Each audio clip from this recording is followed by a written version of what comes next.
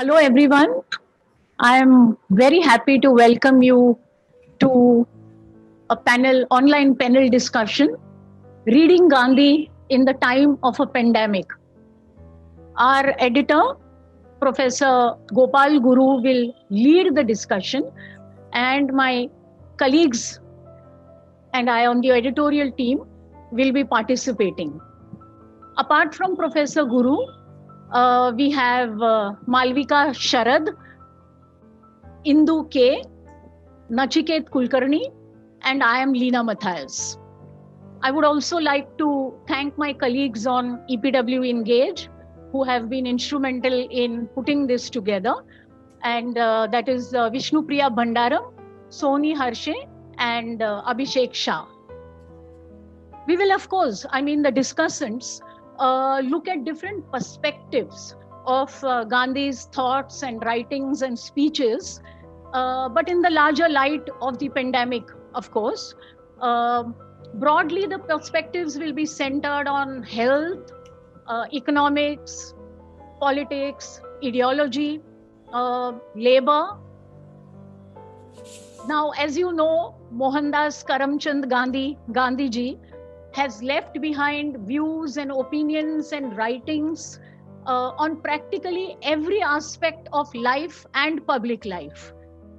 Neither his supporters nor his critics, and not even dispassionate analysis. That is, if we have any dispassionate analysis in regard to Gandhiji, can excuse themselves on dearth of material. There is plenty of material.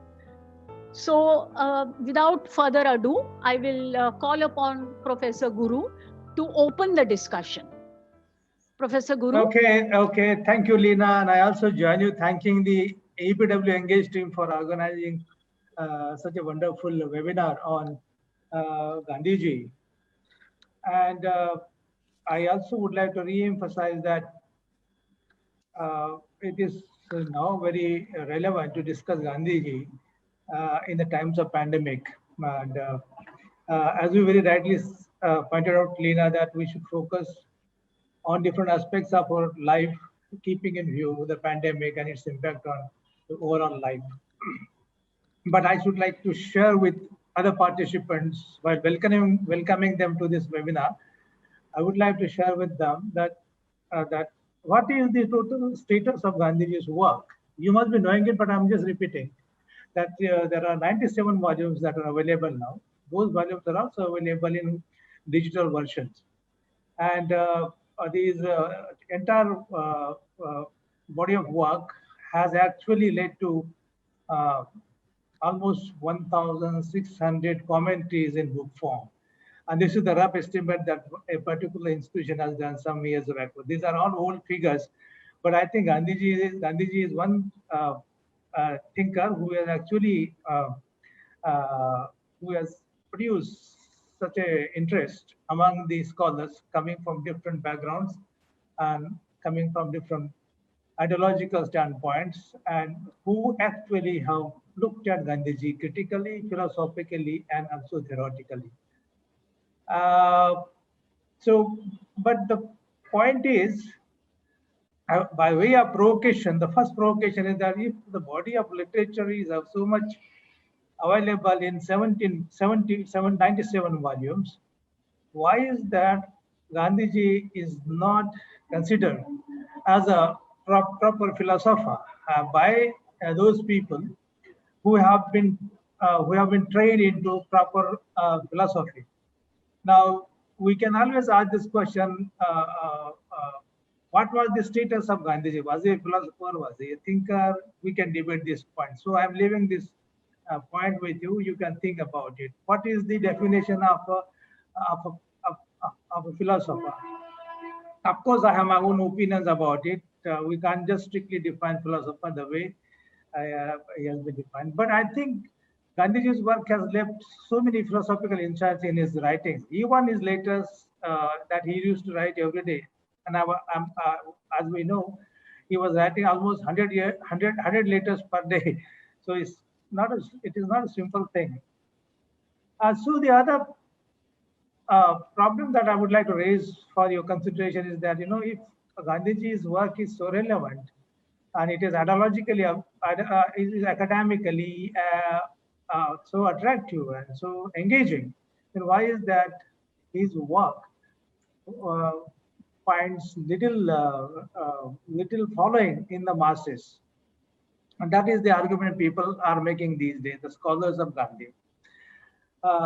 Should we really require people to follow some thinkers' ideas as the mass provocation?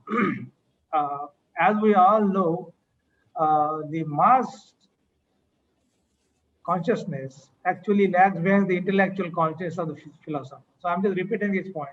My point is that the mass consciousness of the people, theoretical consciousness of the people, always lags behind the philosophical consciousness that is given, that is available in the work of a particular philosopher, a particular thinker like Gandhi. So this is also a point to be debated and what consideration for debate. Now, so to say that Gandhiji's work is only for exegetical and academic purposes, and it has relevance only for the scholars. On the other side, you also have in the post-Gandhian time, Gandhi as an icon is actually subjected to a continuous officialization. Officialization is my word, not. I would have used governmentalization, but that is so fashionable. I don't want to use that. So officialization of Gandhiji as an icon, and rhetoricization of Gandhiji for all political purposes by all people. And you must have seen this today in India. So I think Gandhiji is a very creative, transformative work has been reduced to officialization and rhetoricization.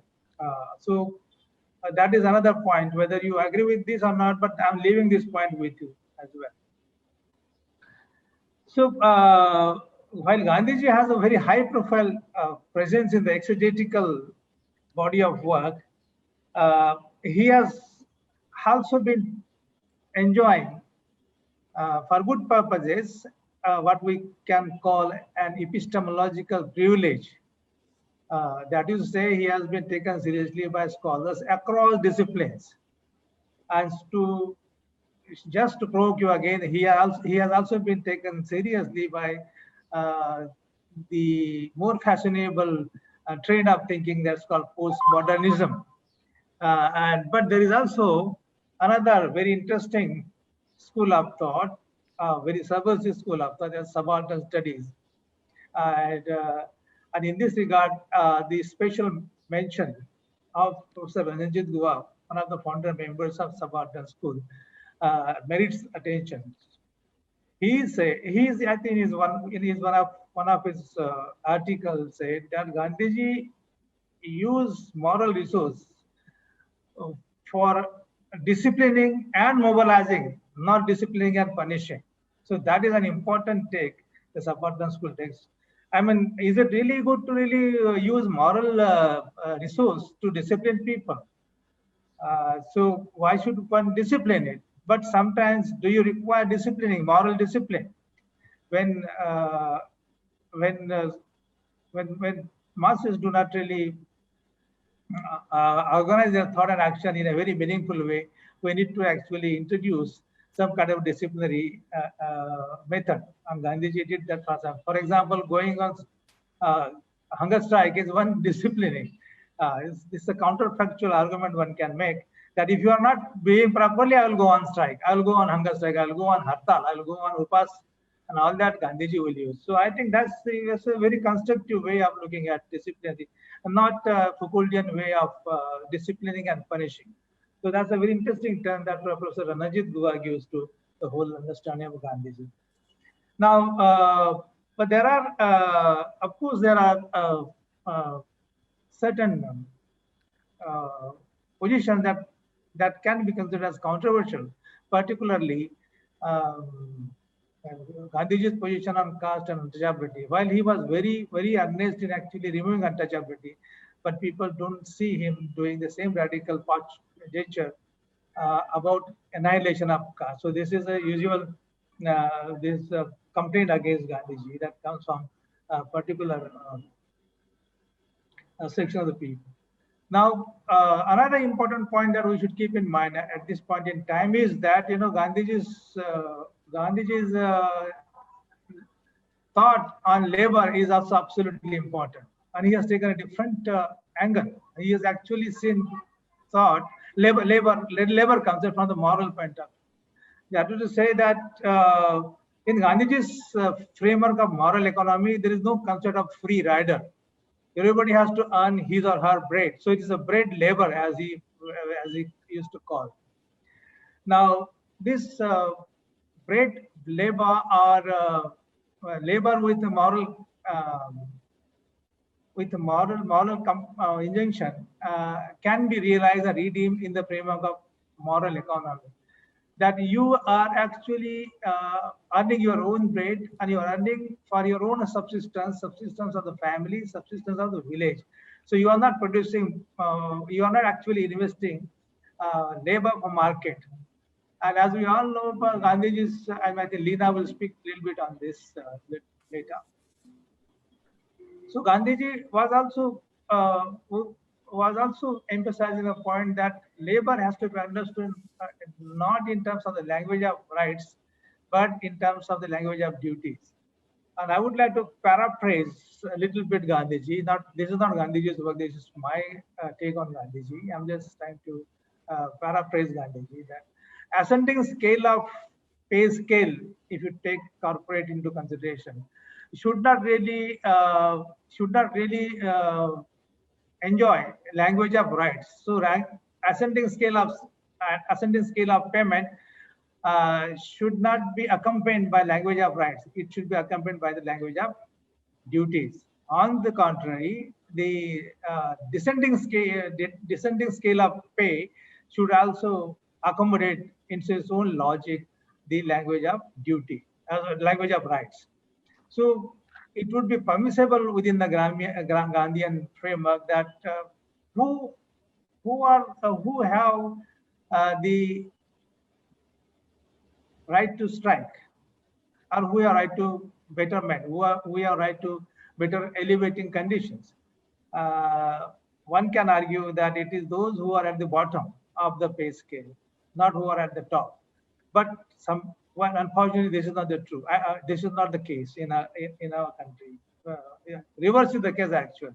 So you can debate this point. This is my personal view on this particular occasion. Now, the final point I would like to make is about the moral economy and what is the relevance of moral economy in this particular time. That we have already we are already articulating Gandhian framework of moral economy, in the sense that for the last 6 months there is no competition. People actually the people are not competing to make profits. There's a lockdown. Of course, there are some corporate who are making some profit. They're competing a little bit, but by and large, you can see this competition is not the order of the day. Market actually is not sufficiently competitive. And so though the new bills introduced by the government are actually promising some kind of competition, but peasants protests are actually for protection, not for competition. I think that is the scenario we should really keep in mind. Gandhi's economic framework, the moral economic framework, will always impose some restriction on your consumerism, on your hedonism, on your utilitarian, unconstrained utilitarianism. I don't know whether we should follow this or that, but this is for you to debate on this. I think I should stop here, Leena. I should thank you very much for this. Oh, okay, so thank you. Thank you, Professor Guru. Yeah, thank you. I'm just summarizing what, though of course we spoke very briefly. So to summarize, Professor Guru said, or rather asked us to debate why Gandhi is not considered a proper philosopher by those who have been trained in the discipline of philosophy. Here was a man whose works fill 97 volumes, almost, as Professor Guru said, 1600 books have been written, which cover his commentaries of his thought. He wrote almost 100 letters daily. But then, why is he not considered a proper philosopher? And what is the definition of a philosopher? Why? Second question that Professor Guru posed is, while academically Gandhiji is of such interest to scholars, why is there such little following among the masses? Though, as he himself says, mass consciousness lags behind philosophical consciousness. And then, of course, he went on to mention that Gandhi, from his lifetime onwards, has been officialized. The officialization of Gandhi as an icon, the rhetoricization, as he calls it. He then goes on to talk about disciplining and moralizing. That it has been commented that Gandhi uses moral disciplining, and whether that is required when, let's say, the masses do not conform to what Gandhiji expected of them. Professor Guru also spoke about Gandhi's views on labor, the moral point of view that if you are going to talk about your rights, you have to speak more about your duties. And lastly, of course, about the moral economy, which he says, in a sense, because of the lockdown, those points seem suitable. What Gandhi had in mind: no competition, not too much focus on the market, and so on. That's very briefly what Professor Guru. I hope I have correctly summed up. Very correctly summed up. Yes. Malvika Sharad, may I ask you to share your views? You are going to speak on the health perspective. I mean, one of the most significant perspective as far as the pandemic is concerned. So please go ahead. Thank you, Leena. Hi everyone, I'm Malvika. So I would like to begin by mentioning two incidents in Gandhi's life. For a very long time in his life, he wanted to study medicine and be a doctor. And when he mentioned this to his brother at the very start of his career, his brother told him not to pursue it, saying that had their father been alive, he would not have approved of this because the caste that they belonged to had nothing to do with medicine. Gandhi listened to his brother, and his brother suggested that he should rather pursue law and become a barrister. Later in 1909, Gandhi, in one of his letters to one of his friends, wrote that he had heard from certain doctors that while studying medicine, they had to dissect 50 frogs. And so further in the letter, he said that he did not wish to become a doctor because he did not have any desire of dissecting any living beings. As is popular knowledge, that Gandhi was a firm believer of naturopathy and natural remedies and was always very critical of modern medicine. He believed that modern medicine was the bane of man and was always used to plug the gaps in our lifestyle. According to Gandhi, health was the sum total of our decisions on our lifestyle, environment, thoughts, and actions, and not merely what is provided by a healthcare provider. Some of the beliefs and concepts of Gandhi, like self-restraint and self-discipline, or which we can call in Hindi as Atmaniyantran or Atmanushasan, find a lot of resonance in the present COVID times. We are advised to undertake social distancing, not go out, not indulge in the worldly pleasures, and thereby exercise self-restraint or Atmaniyantran and self-discipline or Atmanushasan. Similarly, cleanliness. Gandhi was always supported cleanliness And in the present COVID times also, we are asked to sanitize our hands regularly, wear a mask, keep hygiene to the maximum levels. Another point that I would like to raise is that while Gandhi was in South Africa, in Johannesburg, plague broke out during that time. And he, with his friend Madanjeet, tended to the plague patients very earnestly. He also wrote to the town clerk of Johannesburg, and with the help of the municipality, he was able to set up a workable hospital in an empty godown.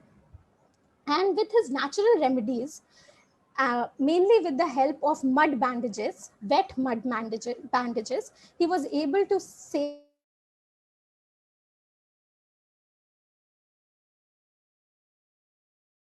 says that it was part of the seva that he considers a very moralistic pursuit. And not just seva, but he also felt while tending to the patients of plague that it was his dharma to do that.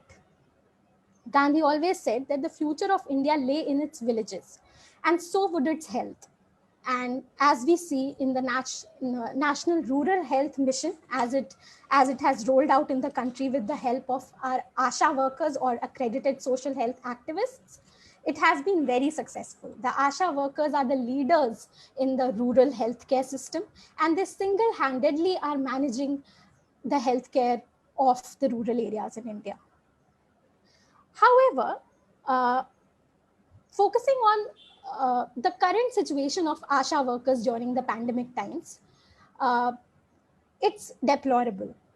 In one of the EPW articles by Nikhil Srivastav, Payal Hathi, and Aditi Priya, titled Our Essential Workers Need Essential Care, they mentioned that they took interviews of ASHA workers in July in UP and Bihar, and they got to know that they had not received any remuneration for their maternity duties till then, and had only received rupees 2,000 in the name of Corona duty.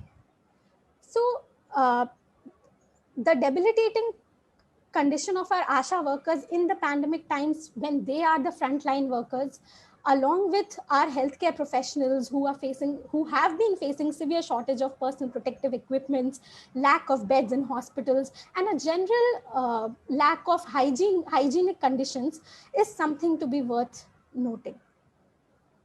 Another incident that I would like to point out with respect to Gandhi's firm belief in natural remedies and not moving away from it was when he was imprisoned in the Aga Khan Palace along with Kasturba. She was suffering from severe bronchitis, and the British procured penicillin for her painstakingly and told him that if it were to be administered to her, she could be saved. However, Gandhi did not move away from his beliefs of natural remedies and did not allow for penicillin to be administered to Kasturba, who later succumbed to the disease. Moving on and talking about how Gandhi tended to the patients of plague in South Africa, again referring to an EPW article by Thomas Weber and Dennis Dalton titled Gandhi and the Pandemic, they mentioned that when the Spanish flu broke out in India, Gandhi never wrote, spoke, or said anything about the Spanish flu in India. And it was only in the passing that he mentioned in few of his letters about the Spanish flu.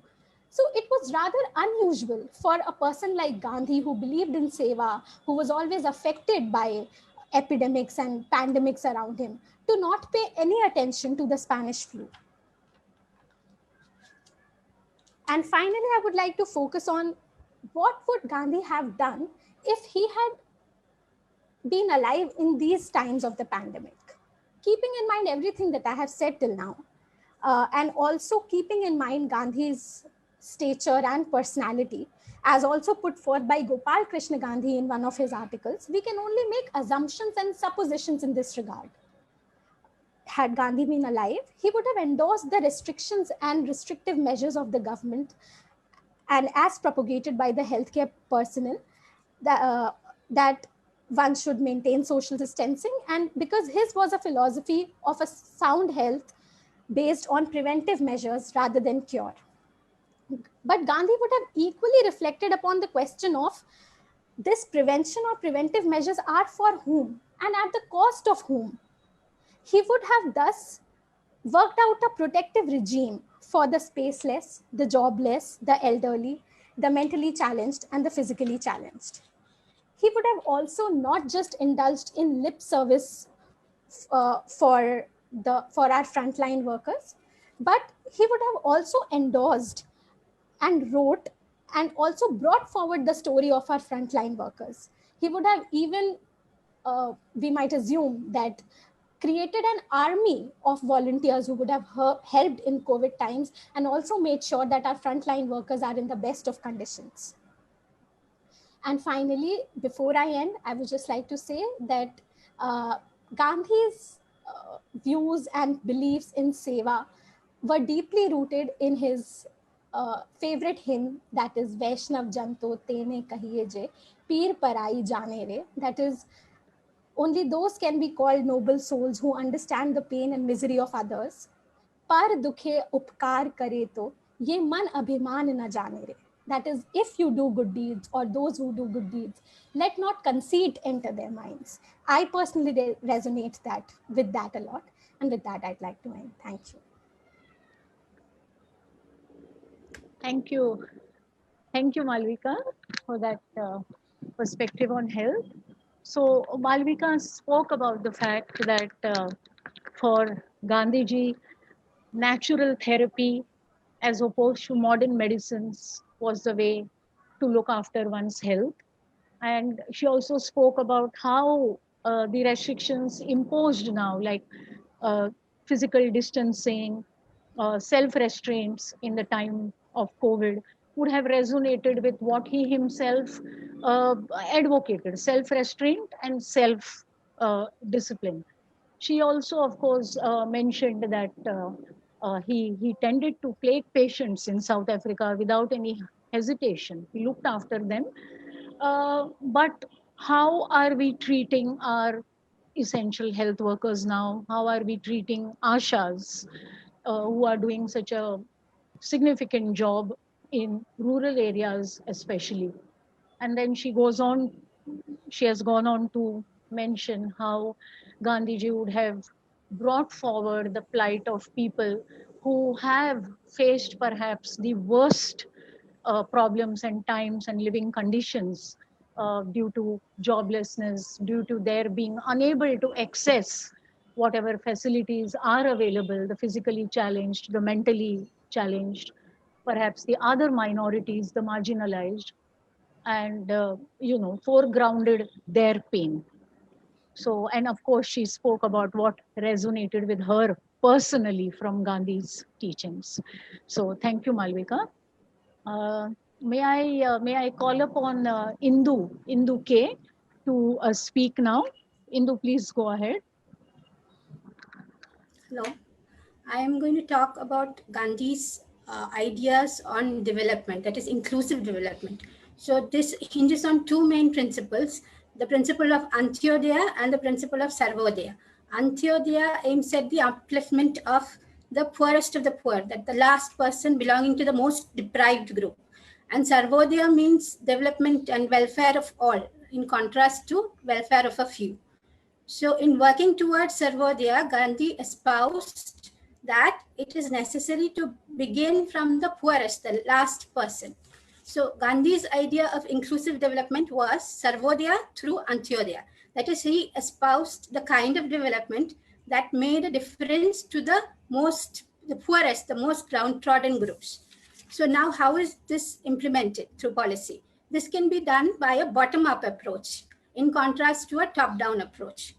And in this approach, that is the approach following Antyodaya, would result, according to Gandhi, a society, a Sarvodaya society, in which one's economic advancement is not at the cost of another's.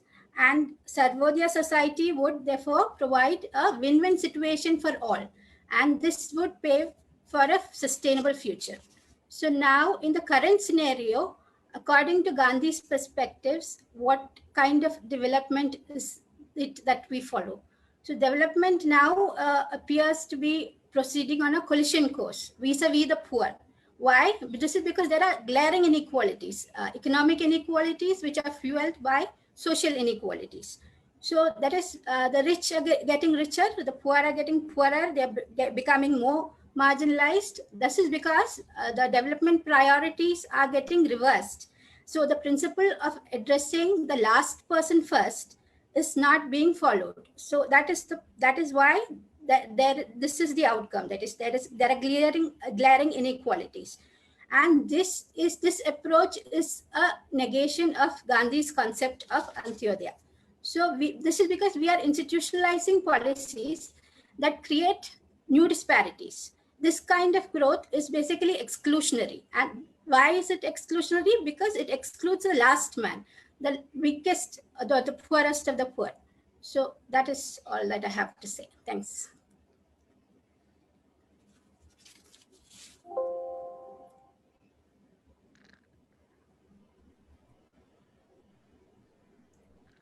Thank you, Indu. That was very succinctly put. Indu K pointed out that Gandhi believed in Sarvodaya through Antodaya, which means that it should be a win-win situation for everyone, but that your development priorities should be looking at the last and the least, rather than the way it is at present, where economic inequalities have been joined by social inequalities to ensure that there is no sustainable development. Thank you, Indu. Nachiket, may I ask you to speak? Yes. Am I audible? Yes, yes, you are. So I would be taking a slight detour from what previous two speakers have spoken, and I would also be posing a question that why read Gandhi? I mean, why at all one should read Gandhi in these times? And it's a question that is that stems from a specific position critical of Gandhi and his worldview. So I have two actually propositions to make, not specifically pertaining to current times as such, but which do have a bearing on those. Professor Guru spoke about determining Gandhi's status as a philosopher. I mean, one could justifiably put him in the Vedantic tradition of philosophy. And I would like to argue that after Shankaracharya, Gandhi was the most shrewd, tactful, cunning exponent of Vedanta, and who, like Shankaracharya, selectively culling out certain propositions from the countercultural egalitarian schools to serve the conservative status quo at best and revivalist at worst position, like Shankaracharya did in his time. So after Shankaracharya, the egalitarian countercultural forces in Indian society demanding most thoroughgoing restructuration of social relations,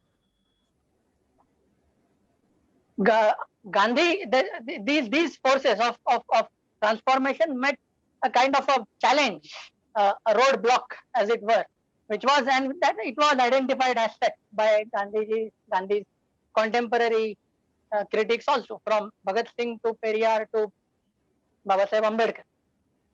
So, so this Vedantic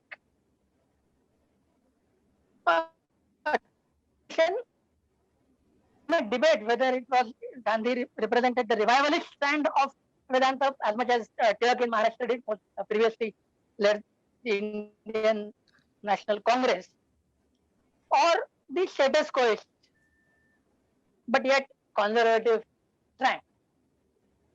So this leads me to two sets of propositions which are relevant to our times. One is, what does this Vedantic approach of looking at society yield in actual political terms is not as much as resolving social contradictions, but managing those, reconciling even irreconcilable social contradictions. Now, this has definite bearing on Gandhi's views on untouchability and caste, which Professor Guru referred. The problem with managing contradictions or even suppressing some of those is that the cunning of history, as it were, takes a revenge of sort, and these thought to be managed, seem to have been managed contradictions erupt in more diabolical and perverse ways, as we are seeing in our polity and society today. So shirking away from the resolution leads one to this path, and therefore, in contemporary times, whether going back to Gandhi is really an option or not is one question I am posing, with certain answers of my own, but I am right now posing only the question. And therefore, I would conclude with the point that this pandemic, which has brought in sharp focus economic, social, cultural contradictions of not only our society, but the overall global scenario itself. But if in Indian context, if we were to define broadly these contradictions, which are determined by Brahmanism and capitalism together. So can a proponent of managing rather than resolving these contradictions in most thoroughgoing manner be of any direct relevance to this time? I would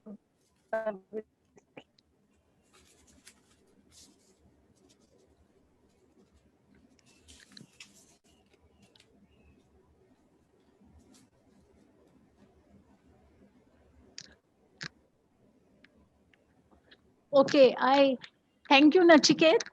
Nachiket has, of course, questioned whether going back to Gandhian views, opinions is of any relevance in an age when the pandemic has foregrounded across the world economic, social, cultural contradictions.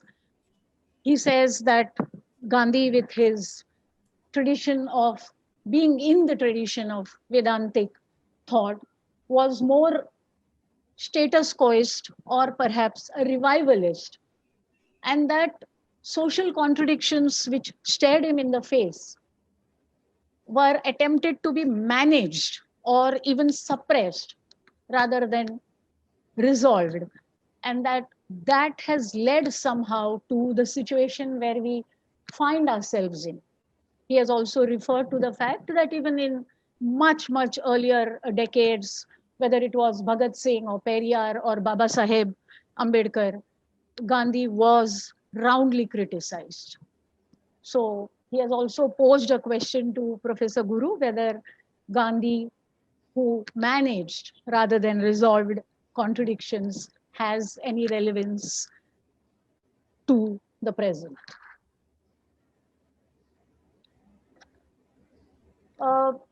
It is now my turn to speak a little on labor. I shall, of course, speak on only 2 points because Gandhi spoke, wrote, thought extensively on labor issues. I'm flagging just 2 points. What struck me was the similarity that comes across when one looks at the Ahmedabad textile mill strike, or rather the labor dispute between the textile workers and the mill owners that Gandhiji was called to intervene in. In Ahmedabad in 1917, a plague swept the city, and the workers, finding that the local authorities were not really coping with that plague, wanted to leave the city and go back. And that promptly, of course, brought me to migrant workers wanting to go back from cities and industrial towns because their situation in the crisis, in the pandemic situation was not being handled well at all. Now, the fact that, and of course, there are two accounts to why this labor dispute erupted in Ahmedabad. One account says that the mill owners said that they would stop the plague bonus that was given to workers because they were being induced to stay back by the mill owners. They were given a plague bonus, which the mill owners said, after some time now, I think we will stop that bonus. The workers asked for an increase in their DA instead because this was the World War I situation that they were facing, the inflationary prices. The other account says that a section of workers were not paid the plague bonus and therefore the dispute. That is immaterial to our consideration. What we are looking at is how Gandhi's intervention in the Ahmedabad textile mill dispute brought forth or rather foregrounded his ideas on industrial relations. So when you look at the migrant workers who walked back not just from Mumbai, but from other cities and industrial towns for miles and miles, what was it? What was the point that was being made? Now, if you look at Gandhi's principle that I want to highlight here of non-cooperation, he said victims of oppression and exploitation are somewhere complicit in their own oppression and exploitation. That the exploiter cannot exploit you if you refuse and you do not cooperate.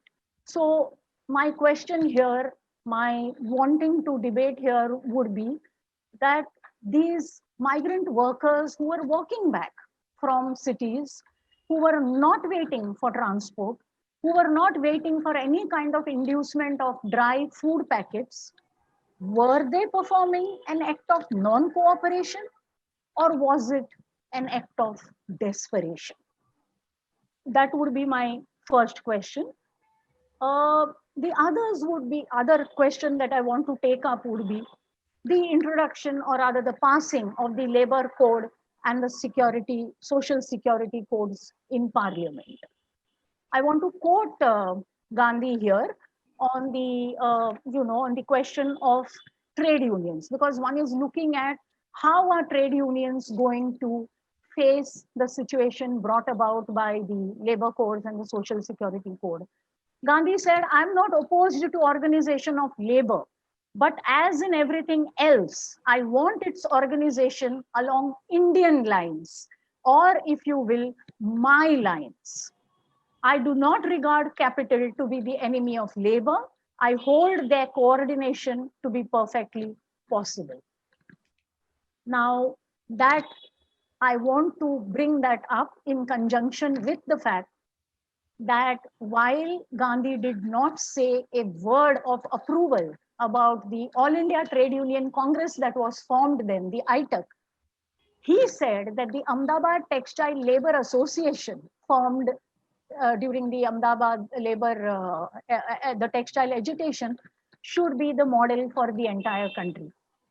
Now, in the light of that, I want to quote Professor Bhiku Parekh's foreword, Gandhi in Bombay, written by Usha Thakkar and Usha Mehta.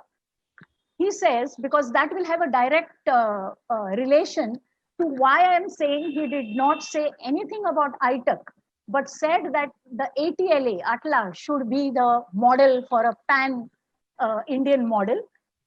So Professor Bhiku Parekh says in this book, Gandhi in Bombay by Usha Thakkar and Usha Mehta, Gandhi called Bombay the first city of India, by which he meant, among other things, that it had a highly developed, public-spirited civic culture not found in other cities. Spirit of political awareness and consciousness was so sharply marked by its working class, textile mill workers, railway workers, dock workers, etc. But in the same foreword, Professor Bhiku Parekh says, Gandhi did not take up the cause of the city's textile and other workers who preferred a more radical and confrontational approach.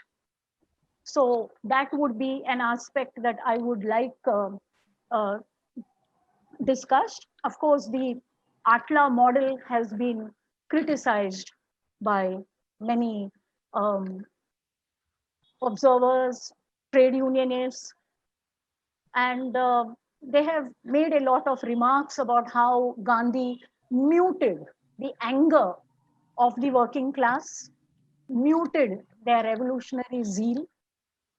But of course, there is another angle that looks at the fact that Gandhi also said that negotiation, arbitration, discussion should be the way forward. I leave you with these points. Thank you.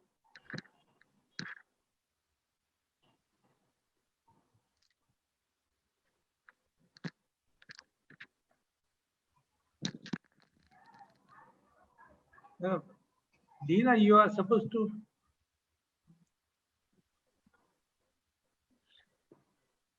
Hello. Yes, sir. Yes, sir. Yeah. So what is the, so am I supposed to answer or you are asking more? No, so one is, of course, there have been questions coming from I can see them on chat box. Yes. So there are a few that which are addressed to you, since you spoke first. If you could answer those, we could then go on to the other. Okay. Yeah. Okay, thank you. So there are many questions that are posed, and I honestly believe that I don't have any perfect answer to all those important questions raised by the participants. But I should really take up some questions. I can't take all the questions. There's no time. We just have a few minutes to our disposal at the moment. One is about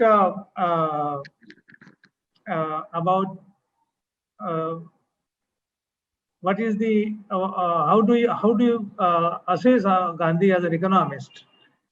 I can give a very very superficial answer that we must read more on what is Gandhi and economics. And for this, I would advise participants to read J.C. Kumarappa, one of the very finest Gandhians of Gandhi's time. And interestingly, J.C. Kumarappa was also a very good friend of Babasaheb Ambedkar when they were actually studying together in Columbia University, New York. But the focus of Gandhian economics, as far as I can see, is on the rural economy, the village economy, and most importantly, his economic thoughts were actually aimed at balancing between the environment and consumption. And the whole economic thought is mediated by this concern to maintain balance between environment and our needs. So he said, what you should really exploit environment for your need and not for your greed. So that is how the economy actually balances itself on that axis. So there are several scholars, economists, Gandhi economists who can be read in details. The other question was about decentralization. There's a contradiction between decentralization and nationalism. Somebody raised that point. I think you have to, obviously, it may look to be confrontationist approach, or you can always look at contradiction between the decentralization and nationalism when you actually define nationalism in a particular way. If you define nationalism as a democratic nationalism, as Professor Raju Bhargava has recently defined, then I don't think there's any contradiction between decentralization and democratic nationalism. Nationalism will be consolidated through democratization, decentralization of power. But the point that remains to be answered is that what will happen to the real sharing of power? We are actually assuming that local levels are divided up many power centers, dominance, social dominance. That is not just true. They are actually caste, patriarchy, and other things that actually make this decentralization almost impossible or skewed. So that these are, but in a theoretical at theoretical level, you can always say that there is a possibility of actually finding out some kind of a space between decentralization and democratic nationalism. Third is about the third point is about how do you look at Gandhian's past and today in the context of Pune Pact? Was it really fair? I said any pact has to be free from coercion. If it is actually preceded by coercion, it can't be called as a pact. It is already exerting its bad impact through consequences. So we know that fast in this context is a little problematic. But also we have to keep in mind that Gandhi's position on Pune Pact, giving reserved seats and joint elected to untouchable, was an advance of his own position, political position on reservation. Actually, during the right, and this is what Babasaheb Ambedkar writes in his own work, that Gandhiji during the roundtable proceedings wasn't really in favor of giving any political concession to, that is, except giving them adult franchise and voting rights. So, keeping in view this position and the position that Gandhi took in 1932 at Pune, there is an advance. So we should read history, political history, as moving forward, not stagnated. So our reading of Gandhi will depend on how you read actually history of political institutions evolving in this. So reading Gandhi as why should we read Gandhi? This is Nachiket's point. Of course, he has his own point of view, and I don't want to debate this point at this in this particular webinar. We require larger and much wider discussion on this. But I think we should also appreciate one point, that what is the best way of actually addressing certain infirmities that are there in a particular religion.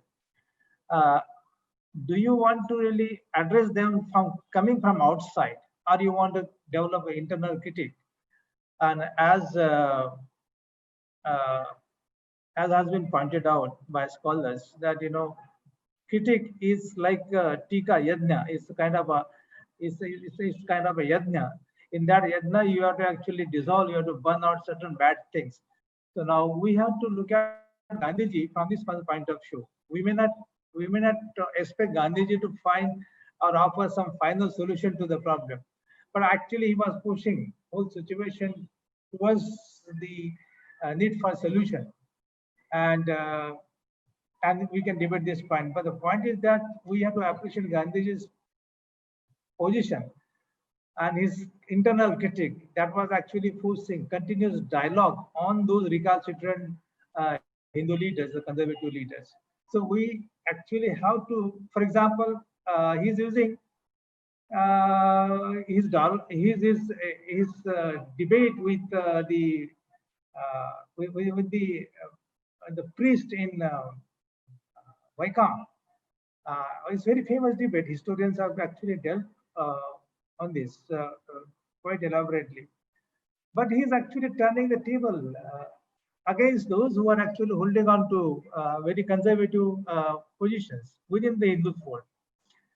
He says, if you think that temple is the place, sacred place, where you can resolve or dissolve your sins, you can do this by allowing untouchables to enter the temple. I mean, there was no answer to this argument of Gandhiji. And so I think one has to appreciate this point to the extent that he's imposing dialogue and making the positions of the Orthodox Hindus little weak. And also we should remember, as Ambedkar himself has acknowledged, that the fight of Gandhiji was not against any other person, but against those people who are actually practicing untouchability, if not caste. So I think we have to take a very considered position rather than a black and white position. Black and white positions don't work at all. They have never worked. If you really want to achieve, if you want to really move ahead with some kind of a promise of transforming the society, you don't have any kind of adventurous position that is workable or doable. So I think I should stop here.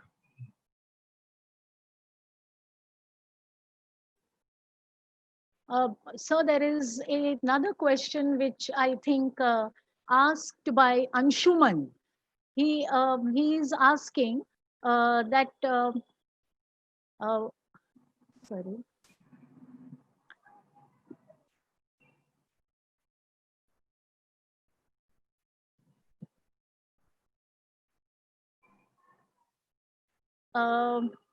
He's saying that Gandhi played Gandhi's views on Hinduism rather, or his Hindu views played a major or a significant role in consolidating the population into what we know defined today as Hindu religion, including Bahujan and others, and then bringing the religion into politics.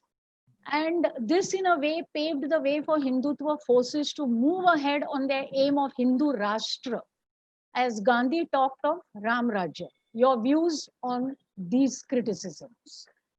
This is Anshuman. Leena, I already mentioned that he has a different take on Hinduism. Yes. He doesn't allow Hinduism to dissolve itself into Hindutva. Yeah. So that's very clear, and I mean, you can read Gandhi's views on Hinduism. I think there was a question on how do you locate, how do you situate both Babasaheb Ambedkar and Gandhiji in terms of the reading, differential reading of Bhagavad Gita. Now, I think there are distinct readings. While Gandhiji is actually trying to understand and interpret Bhagavad Gita in a different manner, giving it a moral standing that, Nishkam Karma Yoga and all that. It's a moral touch to that. Whereas Babasaheb Ambedkar is actually interpreting Bhagavad Gita as something which is supporting Chaturvarya and untouchability. So there are, but then if you go into detailing the difference between the two readings, at some point you might find Babasaheb Ambedkar also is actually accusing people who are actually in a way using Dhamma as a substitute for Bhagavad Gita. So there are very subtle ways of looking at both the positions. So there is no black and white yes. situation. Yes. And it is very easy to really look at people. He was he was vulnerable to, he was susceptible to all that.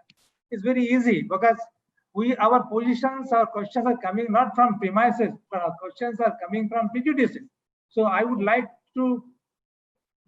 request participants and people who are asking questions to keep in mind the significant difference between what is premises and what is prejudice. Your question as a scholar should come from the premises, not from the prejudice. Prejudices will never answer any question. It will actually perpetuate your prejudices against those people with whom you have problems. You will not have any power to change them. And this is un-Gandhian, it is un-Ambedkarite. But our whole discourse has been reduced to prejudices rather than premises. That is what I should really underline on this day. So Shraddha Upadhyay has asked that Gandhi's political ideas have been sanctified and are unable of being replicated. It is another kind of invisibilization by overexposure. In such a situation, how do you engage with this thought?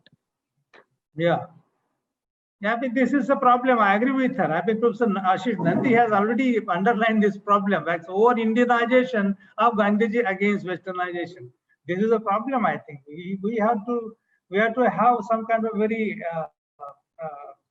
fair reading of Gandhiji and not over-reading of Gandhiji, because he himself doesn't allow any kind of over-reading of himself. That's why he's not actually appreciating, entertaining, or suggesting, prescribing any kind of ism. The moment you actually prescribe ism, you are already over-reading, seeing too much into it. You are actually you are adding so much weightage to that ism. And both Babasaheb and now that in this comparison, any ism will always create additional burden on you, and it becomes difficult for you to really put those isms into practice. So ism becomes a rule rather than a principle. This is Babasaheb's take on Gandhiji. Gandhiji was actually reducing everything to a rule. That is what Baba Ambedkar was saying. But we should always have a balancing between two. Any ism as a rule and any ism as a matter of principle. So we should really, therefore, I think it's really important for us to take the debate into the premises, into the realm of premises rather than prejudice. I'm actually again and again coming back to this distinction between premises and prejudices. Our whole discourse actually is smacks of prejudices, which we hide very successfully. This is our discursive move, as they say, very chalaki, a jugaad kind of thing that we do. So, sir, Puneet is asking in the context of what you spoke about Gandhi using moral discipline in his endeavors. Yeah. He says, combined with his apparent casteism, I mean, again, when you say prejudices and premises, he says, combined with his apparent casteism, sexism, and still being invested racism, the role, that image that emerges is of a patriarchal figure, and how and what role can his ideologies play in the 21st century in regard to Dalits, Adivasis, women, and other marginalized sections? I think it is his reading, and I have no comment on this actually, frankly speaking. I would advise this person to read more on what is Gandhi's view on racism, what is Gandhi's view on casteism. But the point is important. I mean, important to address is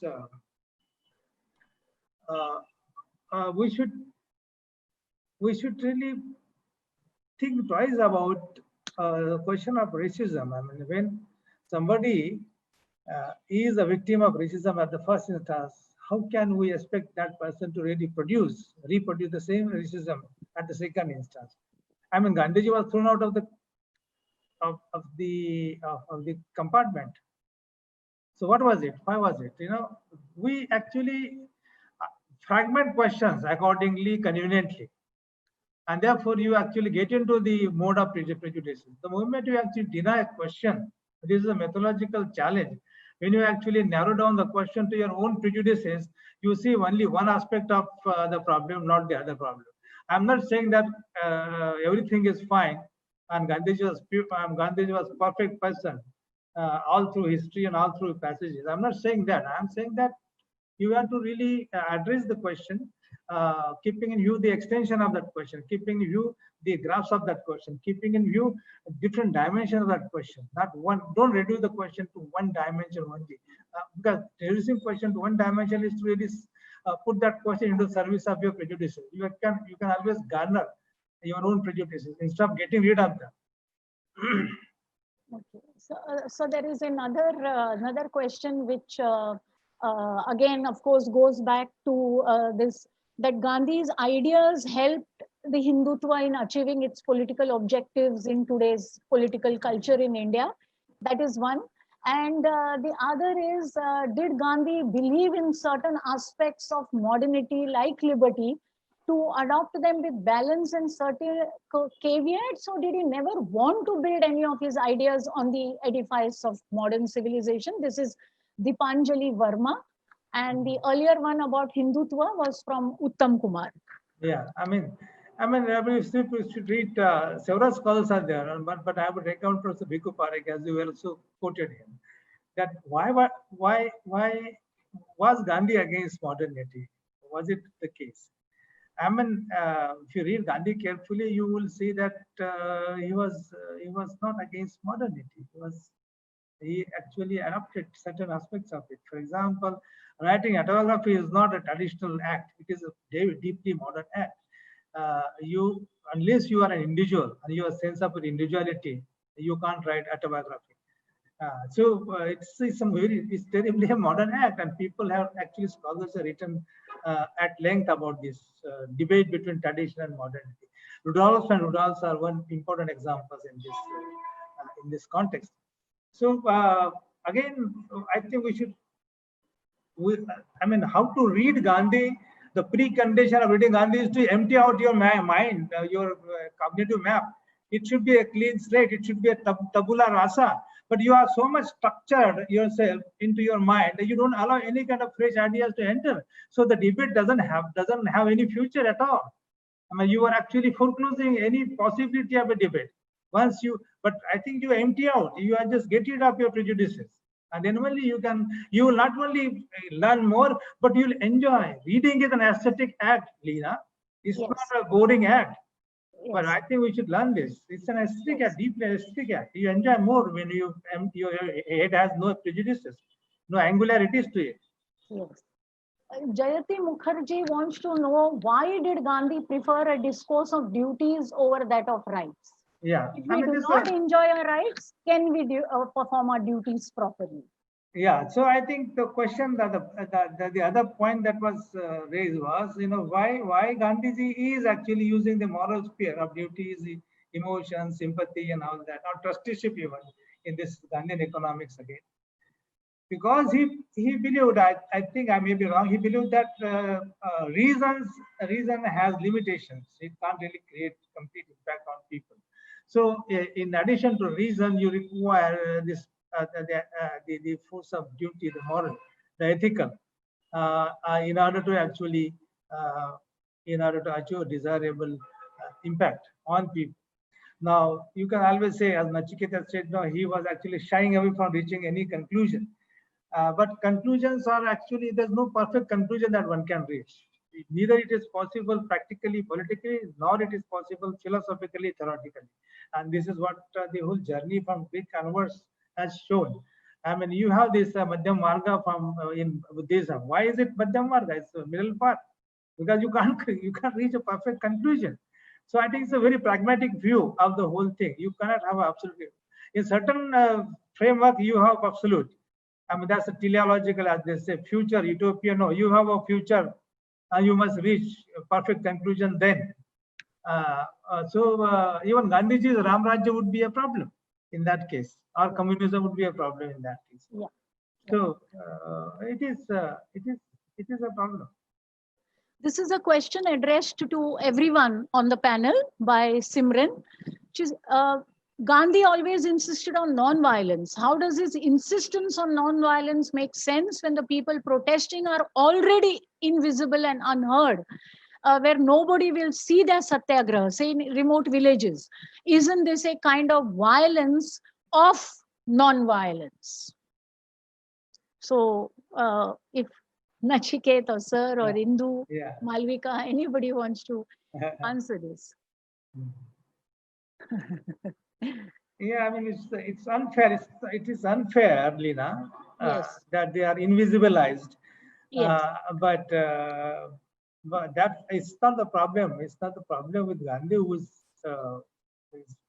Gandhi himself is not responsible for Hindutva, I guess, because he was actually for some kind of Hinduism. If the conversion of Hinduism is taking place in the form of Hindutva, how can you hold Gandhi responsible for this? It will be unfair. Similarly, I mean, I'm taking this very straight position. I mean, I have no problem. Yes. We can debate this point. The other problem is the invisibility, the non-violence. Violence of non-violence. Yeah, it's an interesting point, but it's an interesting point. But how can non-violence become violence? I mean, this will be a anachronistic reading of non-violence. I mean, Yes. You can say it is unfair. Yes. Being unfair is violent. I have no idea. I mean, is it really? It can be painful, but therefore that to some extent it is it can be a moral violence that one is suffering from, but it's not a physical violence, or it can a different kind of violence maybe, but not certainly extreme kind of violence. Coercion, being reduced to invisibility, is the moral violence that is caused to a person. Yeah. So, Sir Ravi Duggal is what shall I say? Contending the point that you made about tabula rasa, of emptying one's mind, Yes. and then involving cognitively with something. He says no thinking and debate happens if you have a tabula rasa. Perspectives and standpoints are critical in engaging in debate, readings, etc. Knowledge is cumulative. Yeah, I mean that it becomes, how do you start, Ravi? You have to start with empty mind. This is the new Marxism. I mean, Habermas and others have said it in so many words, and I don't want to quote them, but I want to actually really get rid of my prejudices. And I'm saying that we should you must be at crossroad, Ravi. You should not have some road in your mind already. If you have some road, definite road in your mind, you will not be able to read anything. You will only read according to what you think, your road. Your journey is already safe. My journey is not safe. I think the critical thinking actually evolves. Again, there are philosophers who say that now, what is thinking? Thinking is, what is the starting point of thinking? The starting point of thinking that you must feel seriously bored about what is available. And therefore, you should really, Jalmata, as they say in mind, or Argat, as Bhalchan Nemade says, in your mind. But Bhalchan Nemade Argat is actually re-signifying Argat. But that's a different story, and we will take it up Samatha. And I can see Nachiket actually responding differently. So I think it's but I'm not saying that I'm not saying that your head should be permanently empty. No, you have to actually refresh it, get into it. And as they say, and it's Ambedkar's position, you are free naturally. What does it mean? You are free because you are not affected by any kind of idea. You have to actually negotiate, reshuffle your ideas as and when you are introduced to them. Is it not? So you have to be inquisitive. What is inquisitiveness? Inquisitive, you have to actually reshuffle your ideas. You are not actually constructed. You are not ideologically already constructed. You actually become one after you negotiate, reshuffle. And this is a process. It's a very strenuous process. It's a very difficult process. And you have to actually submit yourself to this kind of a process. If you don't submit and you are lazy in terms of mugging up everything that is available to you from anywhere, I think that would be undermining our cognitive capacity to make definite intervention into historical processes. Okay, I just want to mention that Simran, who spoke about violence, non-violence, and the satyagraha being invisibilized when people are already not visible in the larger society. So she's asking, isn't physical violence often a manifestation or offshoot of economic and cultural violence? And violence, does it always have to be physical for it to be extreme? The other is that Ravi Duggal has come back with saying that fascism wants you to empty your mind. So no, fascism doesn't want to empty your mind. It was constructs. It destroys your mind. Fascism destroys your mind. It doesn't want to empty your mind. It destroys your mind by putting some ideas into your mind. So you depends on anyway. That's a quick question we can. But the other point is interesting. I think about this Simran's point. What was it? Coercion. Does violence have to be physical for it to be extreme? Isn't physical violence in society often a manifestation or offshoot of economic and cultural violence? Yeah, that's true. That's true. But I think violence need not be physical in order it to be extreme. Okay. Even the mental violence, coercion, the element of fear, anxiety also is serious. And it can also cause serious damage to your human personality. You become going into alienation, going into siege, and accepting everything is a serious crime, serious violence. So I think the moment violence goes away from the physical to become cultural and social, I mean, this is a point that we should really keep in mind on priority. When violence goes away from the physical, from the body, for example, this person who was actually raped, who was tortured, raped, and murdered, I think that's one physical violence which is condemnable, but the kind of consequences it has actually produced is also doubly seriously violent. People are so much worried, so much scared that when violence goes away from the physical into social, cultural, and mental, it actually becomes very, very serious. And so this is how violence gets intensified away from the body. And actually the purpose of attacking body is to create a larger space of violence. Yeah. free consequences and impact. I think this is an important point. Yeah. From Subhajit Paul, this is a question to everyone on the panel. How relevant is Mahatma Gandhi's idea of decentralization and Hind Swaraj in contemporary times when we see the consolidation of nationalism and nationalist discourse around the world? And we have answered this point, no? Yeah. Democratic nationalism. Yeah. But yet, I should also ask him to, reason out with him that Amendment 73, 74, 5 lakh women are into the business now. They are asserting, they are taking into position, they are taking control of things at the local level. So is it not an advance? Yes. Yes. Okay, so there's a question from Marjorie, or rather, first a comment and then a question. Marjorie on Facebook. You can ask her to give just the question, not the comment. Yes, yes.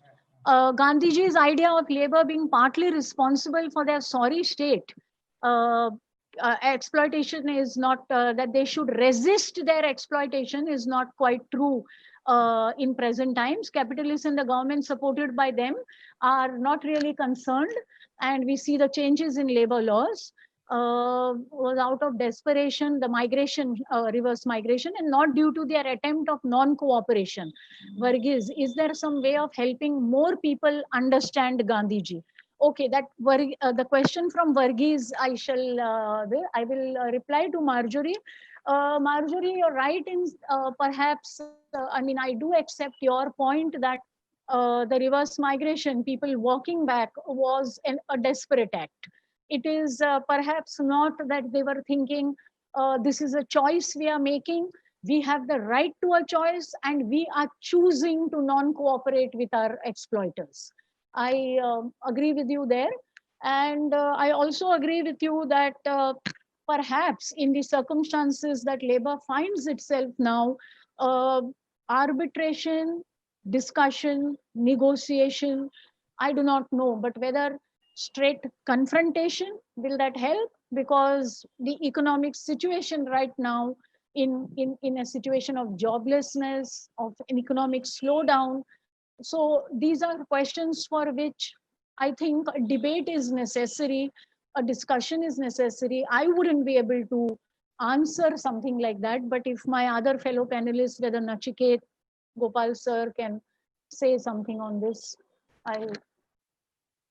you actually you already answered that question, Leena, in your own presentation. Now, that's the lead question you are asking actually, whether whether my out migration was a result of desperation or it was a protest. Okay, so I think it can. I would say it is the second, the protest, not the desperation, because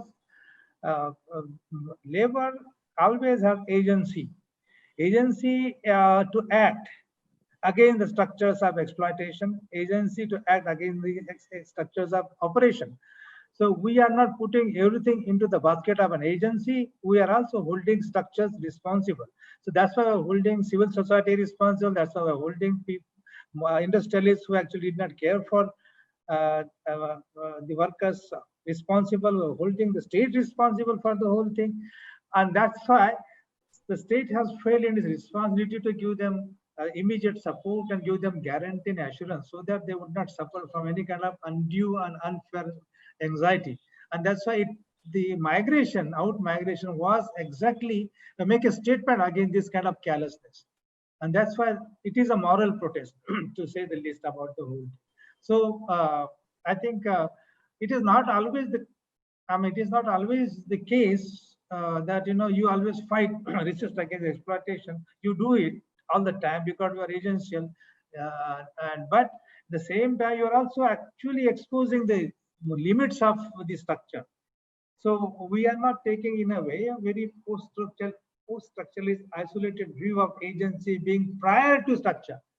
That is not true. We have to take a balanced view of situating both agency and structure in our discourse. And so we have this. Otherwise, your discourse, your understanding of the whole question would be really very inadequate, if not skewed. Yeah.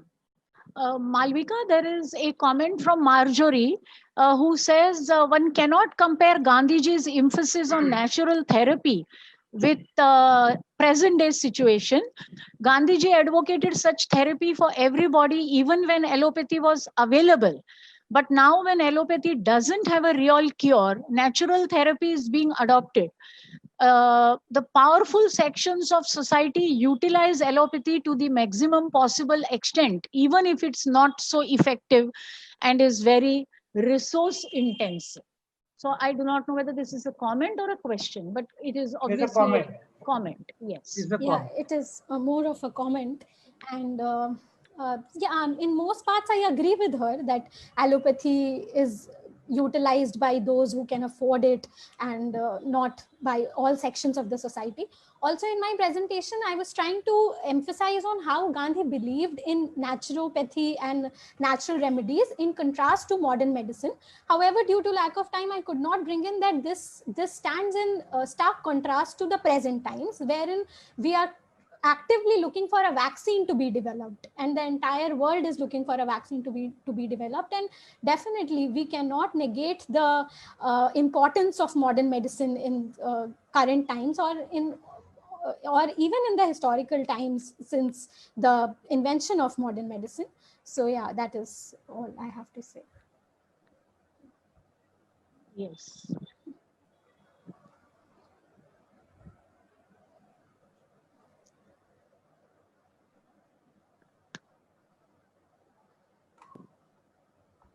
Okay, so this was also a comment that I think Indu, you would be interested in. Ravi Dugal says, nowhere in the world has universal social security been achieved following Antodaya. The latter at ground zero actually victimizes the poor instead of bringing them into an equity framework based on rights.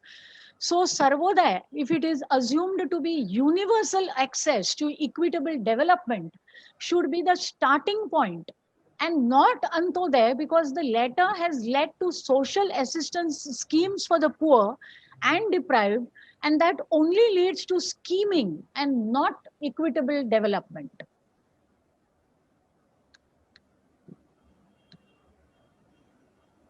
So I don't know which scheme you're referring to, but Antyodaya, the concept of Antyodaya, according to Gandhi, I mean, you cannot separate it from Sarvodaya. Sarvodaya and Antyodaya are both related.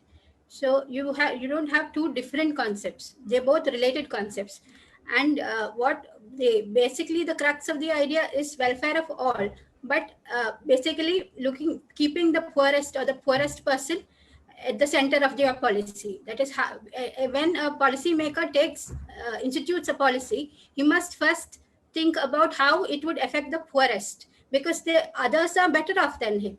So you look at the weakest person first and whether it would improve his welfare, and then that is basically the concept. So I don't in implementing it, there could be flaws depending on what policy and how it is implemented and instituted. But that is a different empirical exercise. I'm talking about the concepts, basically, theory behind Gandhi's ideas. Okay. Okay. Nachiket, I want to read out this comment from Bashir Abbas to you. Growing up, the principal aspects of Gandhi or Gandhism that we have all been exposed to have pertained to his role as the Mahatma, and justifiably his staunch role in leading civil disobedience. Do you think that by the time people look more into Gandhi's past as a barrister for the British and the other elements of his life that wouldn't quite fit the Mahatma narrative, it becomes impossible to view it with a neutral lens?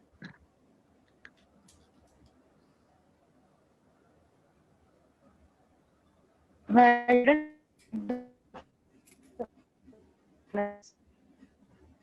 I mean, is he comparing the earlier, the earlier early Gandhi, late Gandhi kind of thing? It says that his past as a barrister. Leena. Yes, sir. I'm not able to listen to Nachiket. His voice is fragmenting. Okay. Breaking. Okay. Now I'm audible. Okay, I think there's a problem with his connectivity. Yeah.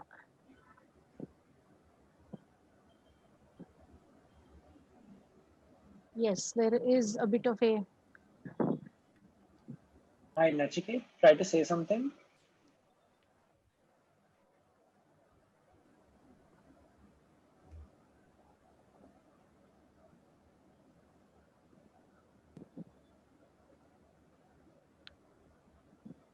Okay, so in the meantime, while Nachiket is trying to connect, can I just read out a comment from Saket Tiwari, who says, I'm a journalist. I generally come across, as we are discussing Gandhi, trends which challenge his take on issues and praise Godse, Nathuram Godse. Social media today is flooded with hashtags praising Godse. I do not quite understand the thinking that is going on behind this. Sometimes it is deliberate. Mostly social media is superficial, but that becomes true when people in real life praise Godse for killing Gandhi and not his other works. Well,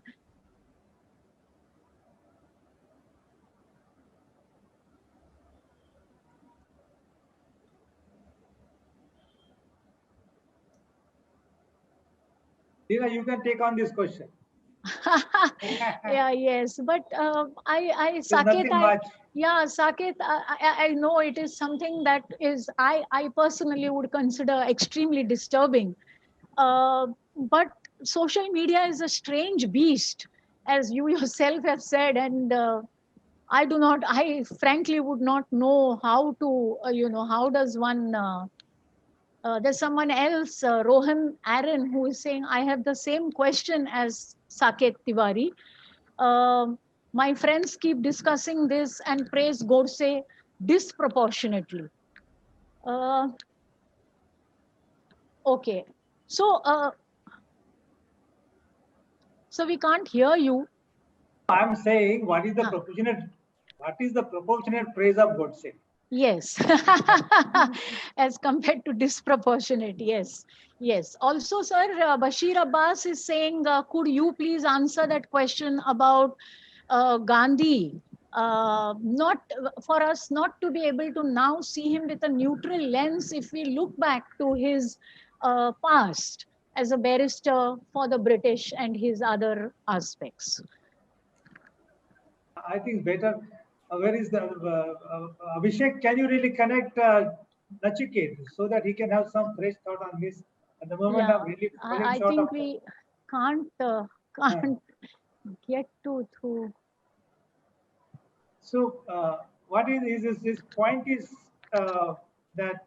Yeah, We, now that I can. Okay, he is back. He is there, back. Okay. Nachiket, that question. Now am I audible? Yeah. So no, Yes, I yes. mean, yeah, it's true that for a new. I mean, I would in fact dispute or little skeptical about the possibility of completely neutral assessment. I mean, there Yes. one would assess from a definite standpoint, but still historically objective view one has to take. One has to I agree partially with Professor Guru's point that one has to see the historical evolution. But while seeing the evolution or even changes, certain continuities which were from say the barrister phase, or as the questioner has put, the barrister phase or the pre non-cooperation movement, pre-India phase or African phase, there are certain deep underlying continuity, and it is in that relation I would like to hold this as a possible field of inquiry, that whether these, and it's my proposition that these continuities, deep underlying continuity across phases in Gandhi's life, can be understood by his allegiance and adherence to Vedantic school. Okay. One point that I would like to make to Saket Tiwari and Rohan Aaron is that while I may have sounded, I mean, unsatisfactorily explanatory in what you said, because you are making a comment about a trend on social media. But I have also been told that there are bubbles on social media where if you belong to a certain bubble, you only hear a certain kind of views. You know, it's like you are never hearing a cross section of views. It's either this or that, depending on your own proclivity to something. And as Professor Guru says, is there anything such as disproportionate or proportionate praise of Godse? So I do not think this is an issue that can be discussed here at this webinar, though it is a point that is well worth debating and discussing. I would like to uh, uh, uh, thank everyone here on the panel. It is already past, we have been discussing for, I think, a year, hour and a half, actually. This was an interesting discussion. I would like to thank my editorial team colleagues from the journal team, the Engage team, our editor, Professor Guru, Indu, Malvika, Nachiket, Abhishek, Vishnu Priya, Soni, and all the participants. This was a highly interactive session. I would just like to say that one of my friends, Professor Anuradha Kalhan, when I sent her the invitation link to this session, said, Leena, the old is broken beyond repair. Perhaps she said it out of the absolute despair and feeling of anguish that she must be feeling. While that is a point of view, I would like to think that I would not call Gandhi the old. I would not like to put it into that section. I think, as Sir said, as Nachiket, the other speakers, Indu, Malvika said, Gandhi's views are humongous. I myself, when talking about labor, spoke about the issues which would not pertain to the present situation, but I would still not like to put Gandhi into the old and into the section that is broken beyond repair. Thank you, all of you, for being here at this panel discussion. If any of my fellow panelists, colleagues would like to say something, please go ahead. We will be winding up. I would like to join you thanking all the organizers and the participants. I thought it was a wonderful session and very important insightful questions came up. The quality of question was just brilliant. I must really appreciate this. Thank you so much for this opportunity to EPW. Yes. Thank you. Thank you, everyone. Thank you very much.